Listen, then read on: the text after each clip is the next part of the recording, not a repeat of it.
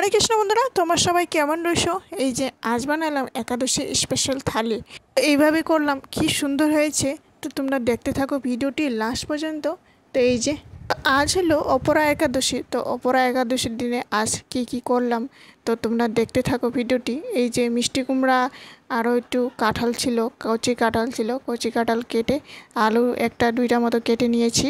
সুন্দর একটু আদা কুচি দিয়ে সুন্দর করে সবগুলো সবজি একবারে দিলাম। দিয়ে এই যে দেখুন ভালোভাবে নাড়াচাড়া করে টমেটো একটা কেটে দিয়েছি, 3-4টা কাঁচা লঙ্কা, তারপর এখানে বাদাম একটু ভাজা করে এখানে বেটে দিয়ে দিলাম। তো খুব একটা সেন্ট হয় বাদামের। তাই যে দেখুন মিষ্টি কুমড়া দিয়ে সুন্দর করে জল দিয়ে দিয়েছি। ভাজা ভাজা করে নেওয়ার পর মিষ্টি কুমড়া দিলে জল দিয়ে দিয়েছি। তারপরে এই যে 2-3 মিনিট সিদ্ধ করে নেওয়ার পর তারপর আমরা এই যে বাদামগুলো সুন্দর করে বেটে দিয়ে দিই।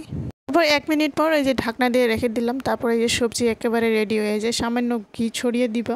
তারপরে এই যে দেখুন সবজি কি সুন্দর মাখো মাখো হয়ে গেছে। একাদশীর সবজি এই যে এরকমই, বেশি কিছু মশলাও কিছু লাগে না, সিম্পলভাবে খুব ভালো হয়। তারপরে এই যে সাবুর পায়েস করব। একটু দুধ ছিল, লিকুইড দুধ দিয়ে করলাম, কারণ গরুর দুধে তেল থাকে, তো মিঠা তেল সর্ষের তেল থাকলে মানে এটা দিয়ে চলে না। তা ওই লিকুইড দুধ দিয়ে করলাম। এই যে একটু চিনি দিয়ে দিলাম। সাবুগুলো ভিজিয়ে রেখে দিয়েছিলাম, তো এই যে সুন্দর ভিজা হয়ে গেছে। তো মানে সাবুগুলো দিলে সুন্দর করে নাড়াচাড়া করে রাখতে হয়, নাহলে তোলে লাগিয়ে যায়। তো একটু পরে এই যে উতল আসার পরে 2-3 মিনিট আমরা চিনি একটু দিয়ে দিই, মিষ্টি ভাবটি আসে, খুব ভালো লাগে। সাবুর পায়েস এটারে কয়।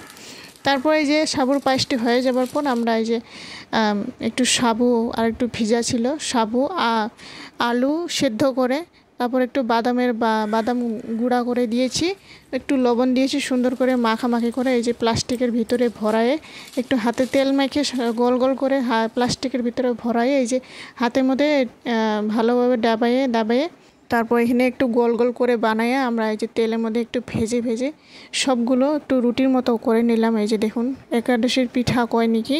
তারপরে এই যে ভগবানের প্রসাদ দিয়ে দিই সবজি। তারপর এদিকে একটু লেচু নিয়ে নিয়েছিলাম ভগবানের জন্য, লেচু। তারপর এখানে সাবুর পায়েস, তারপর সবজি, লেচু একটু আনিয়েছিলাম, লেচু দিয়ে দিই। সাবুর পিঠা করেছি আলু দিয়ে, কি সুন্দর হয়েছে। তো এই যে একবার এভাবে করে দেখেন, খুব সুন্দর হয়।